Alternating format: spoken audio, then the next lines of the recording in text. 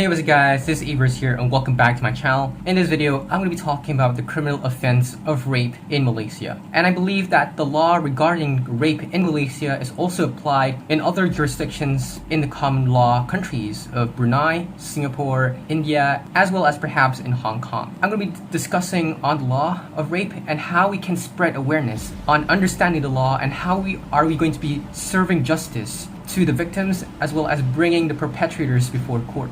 It is really important for us to discuss the issue of rape because if not, the offense of rape will become rampant in our country and will go uncontrolled. And people will feel afraid and fearful when they go outside the confines of their houses and walk in the street. By having awareness as well as knowing the law in order to take action against the perpetrators, we are able to reduce and mitigate the number of rape cases. I will explain the requirements in order for us to establish the offense of rape. In Malaysia, we have the law on rape as provided under section 375 of the Penal Code. And the punishment is under section 376, which brings the punishment of whipping as well as imprisonment up to 20 years. We have to fulfill the three requirements under section 375. That is, firstly, it must be committed by a man against a woman. In Malaysia, we do not have any rape law when a woman rapes a man because, again, there's no law for it. However, if a woman were to commit any sexual offenses against a man, then she may be liable for other offenses in the Penal Code such as assault, battery, criminal force, criminal intimidation,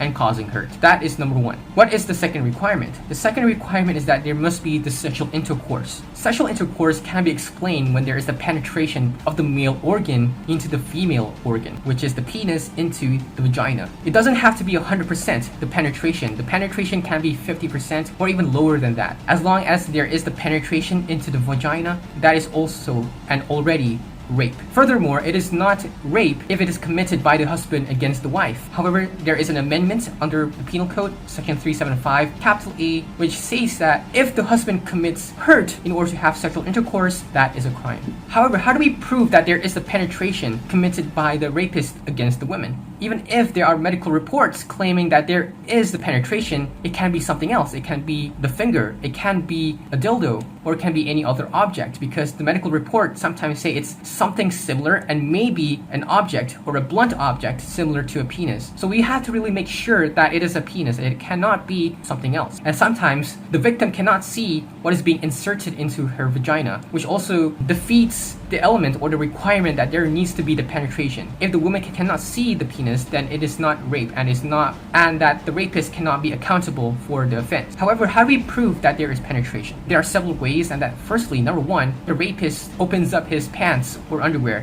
When he opens his pants, it's obviously he's using his penis to penetrate the women. Secondly, there are stains of semen. If there are stains of semen, the penis must have been used in order to rape the women. The semen stain can be found around the vicinity of the incident. For example, on the clothes, on the bed sheets, on the floor, just about anywhere. However, if the perpetrator were to clean it off or wipe it off, then we have modern technology such as polylite and luminol. Polylite is a type of tool where forensic team can shine or ray over any object or evidence in order to detect the semen fluid. Or they can use luminol, which is a chemical substance, in order to find where they spray it all over the place to find the fluid or the semen, and then therefore it will glow and it's really easy to find the semen stain. However, the semen stain has to be confirmed with DNA testing because sometimes the fluid can be any other types of fluid. For example, saliva, it can be the sweat, it can be the blood. And lastly, we can prove that it is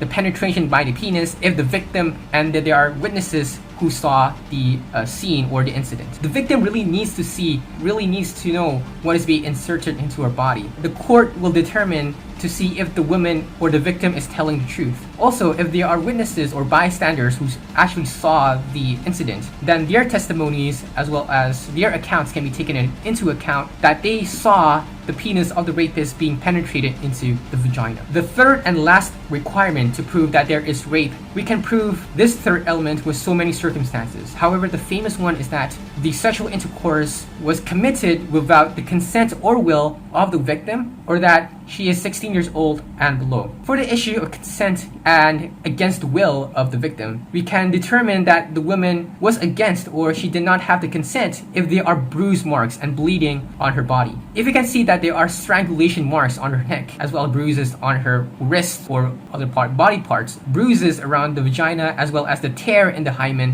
which is really severe, it really shows that the woman was fighting and trying to resist against the rapist. So any woman will not consent if there are bruises on her body. Secondly, we can know that the woman did not consent if the man and the woman had a very hostile and malicious relationship. For example, if there are previous accounts and previous chronology of the man abusing the women and that they are in a toxic relationship, that is strong inference. The man is taking advantage of the woman. She is submissive and she has to surrender to the wishes and demands of the male counterpart or partner. The last circumstances under the third requirement, which is very common, is that the sexual intercourse is committed with a victim or a woman which is 16 years old and below. Even though the 16-year-old woman or girl is in love or is infatuated with the rapist or the offender, that is not consent, because someone who is 16 years old and below do not understand the nature of what's being committed upon them. They have not reached the level of immaturity. Most cases, a person at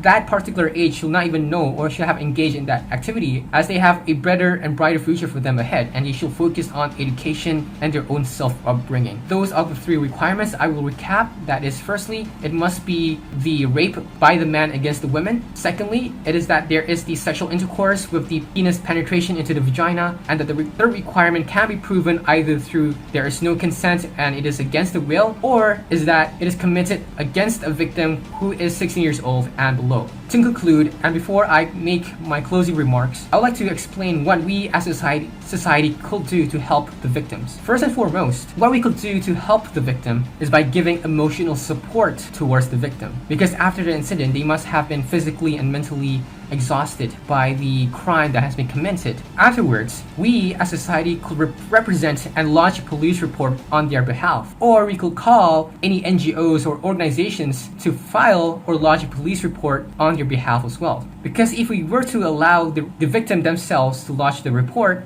they may fill in the police report with so many inconsistencies, it will be really hard for the police to help the victims. Thirdly, we should bring the victim to either the police station or the hospital, either one, because if we bring the victim to the hospital, they will eventually bring the victim to the police station. The purpose of bringing the victim, like I mentioned before, to the police station is to lodge the police report, and at the hospital is to collect the evidence. So therefore, when we bring the victim to the hospital, we should not allow them to take a shower, or we should not allow them to clean off the semen or any bruises or blood on their body or change clothes, because if we do so, we will be destroying and tampering with the evidence. Last but not least, when we bring the victim to the police station and while we are filing in or lodging the police report, make sure that we mention section 375. Like I've said before, when we are representing the victim together with perhaps the NGO, it's also important for us to have a lawyer together with us, because the lawyer knows the criminal law, because when filing in the police report, there cannot be any inconsistency and it has to be very precise and accurate. If we mention section 375, it will really help the police to identify